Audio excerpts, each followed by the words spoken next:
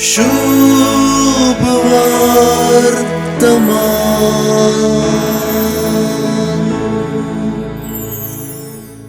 जेजूनो दोगां बाबावांक पेद्रो आनी आंद्रेक येया म्हज्या फाटल्यान आनी हांव तुमकां मनशांचे पागी करतलो म्हळें. आपोवणें आनी मिसांव दोनी एकाच उस्वासान जेजून उच्चारलीं. फाटल्यान वेचें आपोवणें आनी मनशांक पागचें मिसांव. आपयतलो ही मेस्त्री जेजू आनी मनशां पागींचो मुखेली तोच. चडावत राब्बी पाटलावदारांक आपयनासले. शीज जावंक म्हण आसले ते जावन तांचो पाटलाव करून येताले. पूण जेजू हांगा आपलो पाटलाव करूंक आपयता. तें आपोवणें तक्षण, ताका जापय तक्षण.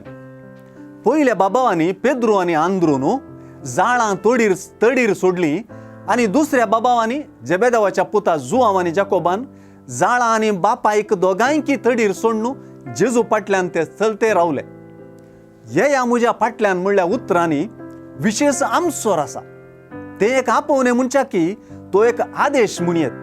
तातूंत एक प्रावादपण आसा. मनशांचे पागी करतलो म्हणल्या उतरांनी स्पश्टताय दिसना.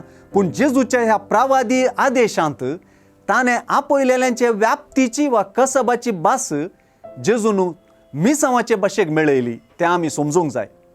हें मनशांक पागचें मिसांव आपले सुवार्तेंत अध्याय 4 वाक्य 20 आनी 3 हांगासर सुवार्तेकार माथेवान विवरिलां.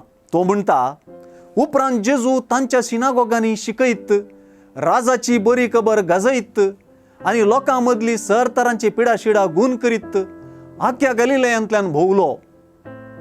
हेंच तें मनशांक पागचें काम जें त्या गलिलयाच्या पागींक जेजून आपलो पाटलाव करच्या मुखांतर करूंक फरमायलें. आनी आज आमी फेस्त करचो आपोस्तल आंद्रू मनशांक पागूनूच गेलो, सुवार्ता गाजोवनूच गेलो, आखेर पर्यांत कुर्सायिल्ल्या जेजू खातीर आपूण कुर्सार मोरता पर्यांत. शुभ वर्तमान.